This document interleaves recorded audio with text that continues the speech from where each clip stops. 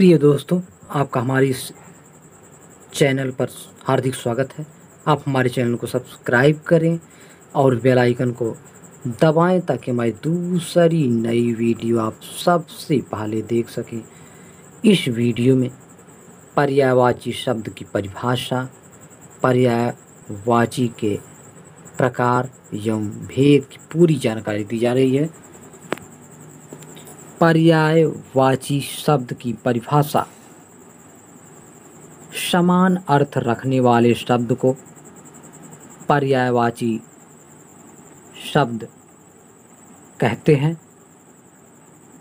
क्योंकि इनके अर्थ में समानता अवश्य रहती है, लेकिन इनका प्रयोग विभिन्न प्रकार से होता है, जिसके कारण एक ही व्यक्ति अथवा वस्तु का नाम उसके विभिन्न गुणों और धर्मों के अनुरूप होता है। क्योंकि एक ही नाम सभी स्थान पर उपयुक्त नहीं होता। कामिनी जगत का प्रयोग नारी जगत के स्थान पर कितना हास्यास्पद होगा, इसलिए ऐसे शब्दों का प्रयोग बहुत ही सावधानी पूर्वक करना चाहिए। इससे अच्छा तो यही होगा कि हमेशा छोटे तथा प्रचलित शब्दों का ही प्रयोग करना चाहिए। संस्कृत भाषा के क्लिष्ट और प्रचलित शब्दों का प्रयोग गद्य में ही होता है, साधारण गद्य में बहुत कम। इसलिए उपयुक्त शब्द का चयन अत्यंत ही आवश्यक है। ऐसे शब्दों को चुनते समय इस बात का ध्यान रखना चाहिए कि वे प्रकरण विरुद्ध या अवसर के प्रतिकूल न हों। जैसे यदि कोई मनुष्य किसी अत्याचारी के हाथ से छुटकारा पाना चाहता हो तो उसके लिए हे गोपिका रमण, हे वृंदावन बिहारी आज कहकर कृष्ण को पुकारने की अपेक्षा हे मुरारी, कंस निकंदन आज संबोधनों से पुकारना अधिक उपयुक्त है।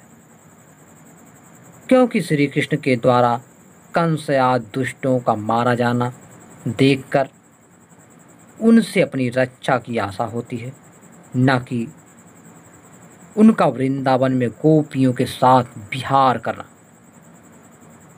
देखकर। इसी तरह किसी आपत्ति सुधार पाने के लिए कृष्ण को मुरलीधर कहकर पुकारने की अपेक्षा गिरधर कहना अधिक अर्थसंगत है। अब हम आपको बता रहे हैं पर्यायवाची शब्द के प्रकार। पर्यायवाची शब्द मुख्य रूप से 3 प्रकार के होते हैं। नंबर 1 पूर्ण पर्याय, नंबर 2 पूर्ण पर्याय और नंबर 3 अपूर्ण पर्याय। अब हम आपको अलग अलग बता रहे हैं। पूर्ण पर्याय: वाक्य में यदि एक शब्द के स्थान पर दूसरा शब्द रखा जाए और उसके अर्थ में कोई भी अंतर न पड़ता हो तो वह उसका पूर्ण पर्याय है या उसे पूर्ण पर्याय कहते हैं। उदाहरण के तौर पर जैसे आश्रम, अंश, मठ, भाग आदि। पूर्ण पर्याय: एक ही कार्य विशेष के लिए प्रयोग किए गए 2 शब्द पूर्ण पर्याय नहीं हो सकते। दूसरे शब्दों में, जब एक प्रसंग का समानार्थी शब्द दूसरे प्रसंग में असमान अर्थ का बोध स्पष्ट करता है तो पूर्ण पर्याय होता है। जैसे खाना खाना, निगलना, कपड़ा टांगना या लटकाना आदि। अपूर्ण पर्याय: कोई भी व्यक्ति शब्दों के अर्थ की छाया बदल कर अपने ढंग से प्रयोग करता है और विषय की व्यापकता के परिप्रेक्ष्य में उसी शब्द का प्रयोग नए अर्थ में होने लगता है। यह पूर्ण पर्याय कहलाता है।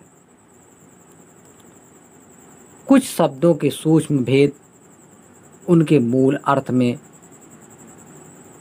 विद्यमान होते हैं, लेकिन अपनी आवश्यकता के अनुसार उन्हें उसका पर्याय मान लिया जाता है। लेकिन ऐसा नहीं है, दोनों के अर्थ तथा भाव अलग अलग होते हैं। ऐसी स्थिति से बचने के लिए सदैव उचित शब्दों का प्रयोग करना चाहिए। उदाहरण के रूप में जैसे गाभिन तथा गर्भिणी दोनों शब्दों का अर्थ अर्थ एक ही है, लेकिन उचित स्थान पर इनका प्रयोग न हो पाने के कारण अर्थ का अनर्थ हो जाता है। गाभिन शब्द का प्रयोग सदैव पशुओं में किया जाता है और गर्भिणी शब्द का प्रयोग स्त्री के लिए किया जाता है, यही उचित है। अगर हमारी ये वीडियो आपको अच्छी लगी हो तो लाइक शेयर ज़रूर करें।